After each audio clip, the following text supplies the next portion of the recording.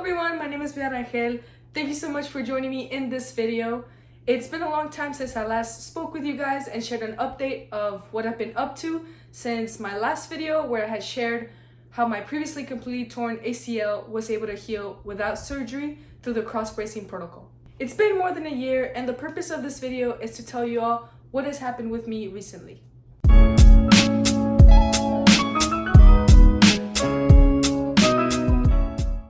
Unfortunately, this is a very devastating way to start the video, but I re-tore my ACL. And the injury occurred on the same knee where I had previously healed through the cross-bracing protocol. To give you all some information on the circumstances that surrounded this injury, it occurred during a soccer game on February 28th, 2026, and it was unfortunately only a scrimmage, and it was the first game back with my club because we had all been involved in high school soccer season.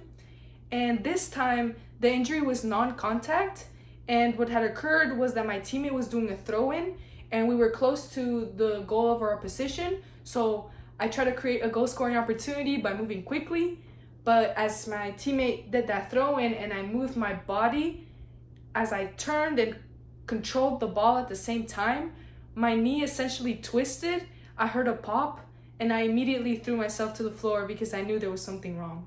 I got taken to urgent care and got an x-ray done, and the doctor there had told me that it was likely a knee sprain and only an injury to my MCL, which meant that I would likely be back to soccer in about 3 weeks.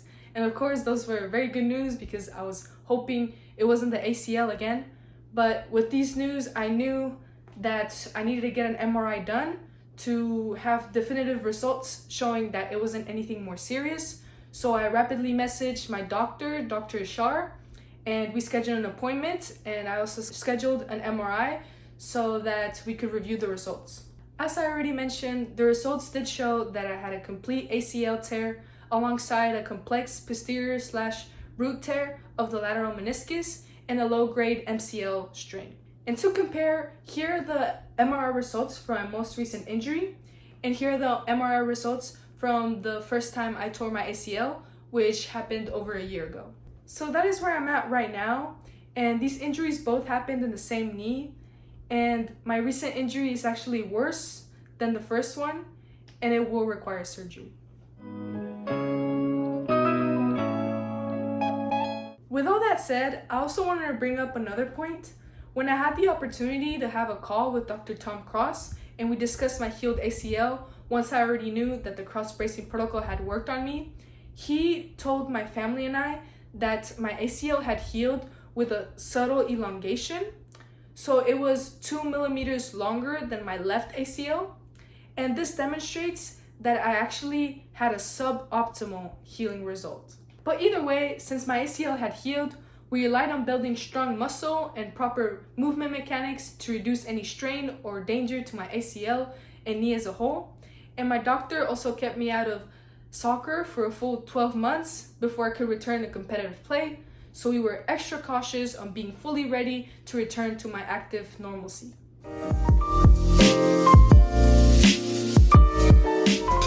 The positive side to all of this is that I got to play at the ECNL RL level, which is the second highest soccer level in the nation. And I was also playing high school varsity soccer, which made me go against girls that were playing at the ECNL level, which is the highest in the country. And a lot of them were also older than me, so I was essentially going against top level competition.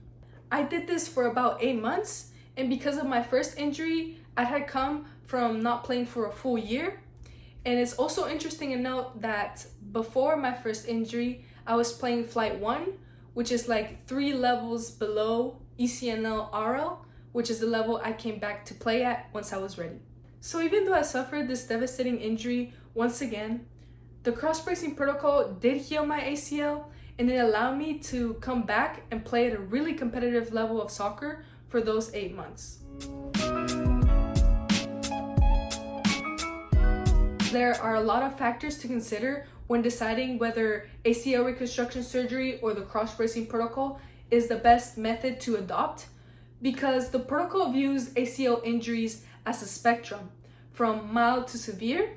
So when the severity of how badly disrupted the native ACL anatomy is assessed, then it can be determined how effective and optimal healing results can be through the cross-bracing protocol. And it can also be determined if the protocol can even restore this disruption of the native ACL anatomy in the first place. So if you guys are interested in finding out if your ACL tear would be deemed to be suitable for the cross-bracing protocol, I will leave a link to the patient information booklet, which was developed by Dr. Tom Cross, in a pinned comment.